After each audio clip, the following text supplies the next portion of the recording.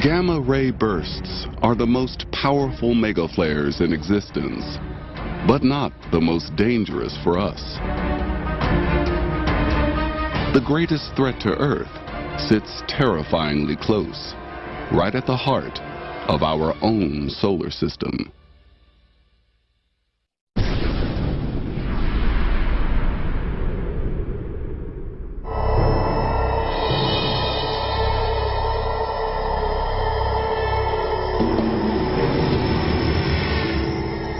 We were once blissfully ignorant, safe in our solar system.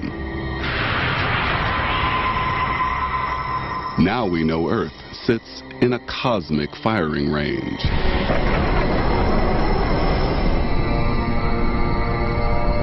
Monster megaflares are everywhere we look.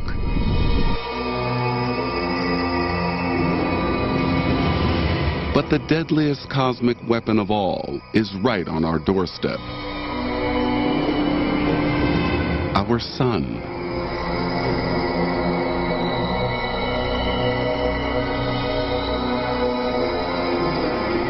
We're lulled into thinking that the sun is static, is benevolent, and is our friend. Wrong.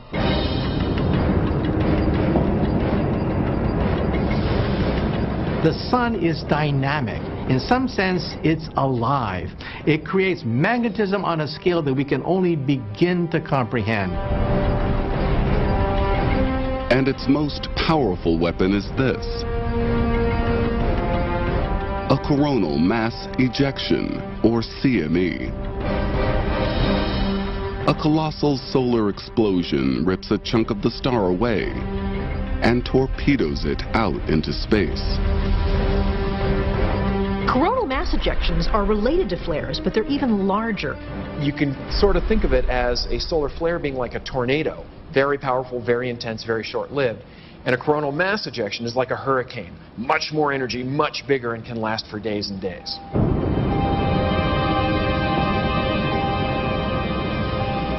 CMEs start with a magnetic short circuit. Magnetic arcs emerge from the surface, glowing with trapped solar matter. The loops cross, triggering a firestorm of energy. The sun erupts. Solar matter explodes from the surface, out into space. A monstrous cloud of superhot gas and electric particles.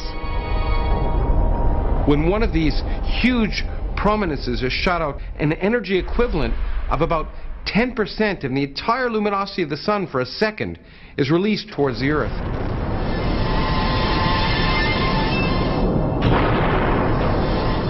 Over 10 billion tons of material is shot out at a speed of over 1,000,000 miles an hour.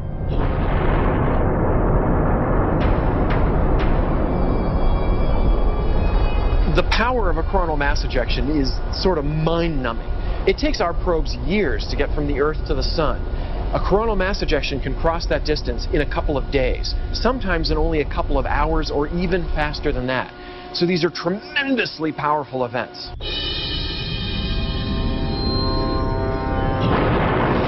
Powerful, but also deadly. Because sometimes the sun shoots a CME straight toward the Earth. The crackling, charged cloud plays havoc with our electronics. It melts power grids, blows fuses, and disrupts communications. But that's nothing compared to the damage that a really big CME could do.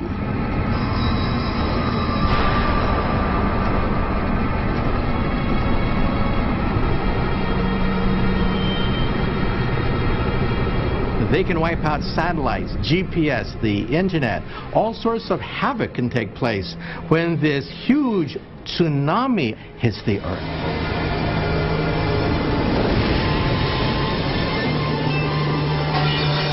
The damage to satellites alone would total $100 billion. Think of a blackout that hits not just one city, but hundreds of cities around the planet Earth.